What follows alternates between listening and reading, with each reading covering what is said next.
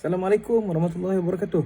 Hari ini saya nak cerita tentang beberapa elemen daripada 7 kriteria membeli hartanah untuk investment yang diajar oleh mentor saya, Tuan Faizul Rizwan daripada FAR Capital. So, apakah 7 kriteria itu? 7 kriteria yang pertama adalah kita kena memahami median price bagi kawasan tersebut. Kita kena memahami perbezaan harga di antara rumah baru dengan rumah lama, new versus old. Kita kena faham berkaitan dengan tiering, area tier tu, tier 1, tier 2 atau tier 3. Dan kriteria keempat adalah kita kena memahami apakah dia property boosters yang ada. Dan kriteria kelima, kita kena tahu perbezaan di antara supply dan demand dan bagaimana keadaan dia, adakah oversupply, overhang dan sebagainya. Kriteria yang keenam, kita kena memahami maturity point kepada setiap hartanah. Dan kriteria yang ketujuh adalah multiple rental option. Okey, saya cuma nak sebut satu saja apakah dia area tiering. So, area tiering ni dia ada tier 1, tier 2 dan tier 3. So, harga bila kita beli rumah, kita kena pastikan kalau kita beli rumah di tier 1, ia mesti pada harga tier 1. Kalau lagi murah lagi bagus lah.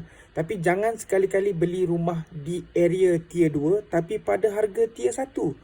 So, ini di antara masalah dia. Kalau kita beli rumah kawasan tu, area tu adalah area tier 2 atau tier 3.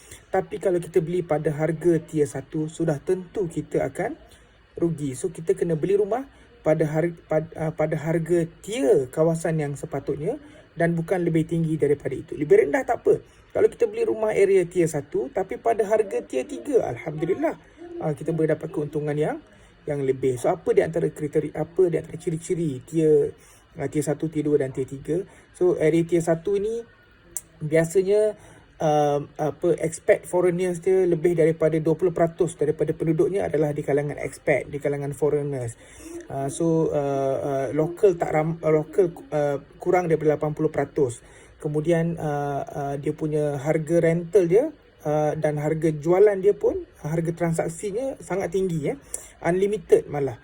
So, ini kriteria yang ciri-ciri yang kedua. Ciri yang ketiga adalah biasanya household income bagi penduduk kawasan tier 1 biasanya lebih daripada 20,000 sebulan. So, household income generally lebih daripada T20. So, ini ciri-ciri ciri-ciri untuk tier 1. Tier kedua ni adalah dia adalah local favourite, dia adalah kesukaan di kalangan penduduk tempatan. Dan rental dia juga tidaklah sebegitu bagus, melainkan ada good connectivity, ada MRT, ada connectivity bus yang bagus, ada jalan besar berdekatan. Biasa rental tak begitu bagus, melainkan connectivity dia bagus. Dan lebih 95% adalah di kalangan penduduk lokal, penduduk tempatan. Dan ciri yang keempat adalah household income dia lebih kurang 12 ke 20,000 sebulan. So, M40 ke T20. Dan tier 3 juga adalah local favourite, minat orang-orang tempatan. Dan dia mungkin kawasan yang lama ataupun di kawasan yang baru-baru nak naik. Kat Kuantan ni contohnya Kota SAS.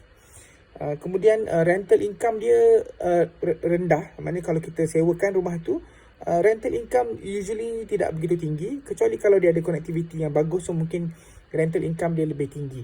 Dan lebih 99% penduduk di kawasan tier 3 adalah lokal, penduduk tempatan. Dan household income juga pendapatan suri rumah, pendapatan isi rumah, pendapatan isi rumah sebanyak 2 ke 12,000. So, mungkin B40 sampai ke M40. So, jarang T20 duduk di kawasan tier 3. So, tiering ni kita kena faham. Again, jangan beli rumah di kawasan tier 3 pada harga tier 1. So, kita kena beli rumah pada harga tier yang sepatutnya ataupun lebih rendah. So, selamat belajar. Assalamualaikum.